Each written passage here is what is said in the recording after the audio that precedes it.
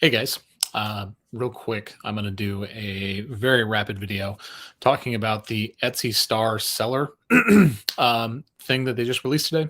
So essentially, what it is, if you're catching this on a replay, it's a metric that Etsy is introducing that will basically replace the old metric that they had, which the ODM metric that they kind of got rid of at the end of. Uh, or the beginning of the pandemic because everything was all messed up. So what this is Etsy trying to basically give numbers to customer service, and where they're focusing is three key categories. So they're focusing on your messaging time, so how quickly you get back to a customer. They're focusing on your reviews, not surprising, right? The other thing that they're focusing on, which I think is pretty key and something that people in print on demand need to pay attention to, is your shipping times. Like, how accurate are your shipping times? And granted, everything got messed up last year and things were all over the place, but we definitely know that there is a history of some of the platforms kind of not having the greatest shipping when we get into fourth quarter. I think that's going to become very important. So, key thing to know is the metric that they're aiming for you to get is above 95% in all three of those categories. So, above 95% in responding to messages within 24 hours, the initial message from a customer, above 95% in your 5-star reviews, and above 95% in your on time shipping. So, things being shipped on time. As far as I understand it, that doesn't include like how long it takes to actually get to the customer. That's just like you're staying within the mark for your processing time. So, a couple things that I think are important and things that you guys should be focusing on.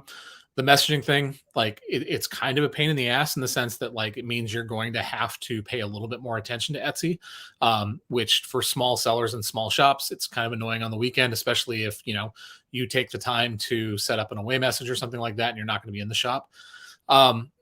So that being said, it's a pretty easy metric to hit, right? Like it's one of those things that, quite honestly, if you're mindful of it, you should have no problem with it.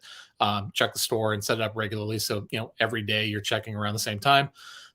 The review thing, that is something that I think that you have a little bit of control over, although, again, much like I believe it was ODM was the acronym for it, the problem orders basically through Etsy.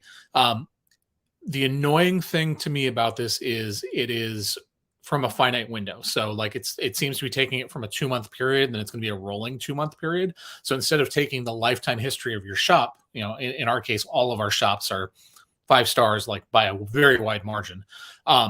And in 2 of our shops, the totally fine. We're like 97 and 99% on 5 stars. But because one of our shops has gotten a 2-star review within like the last week or so, one of our shops doesn't qualify.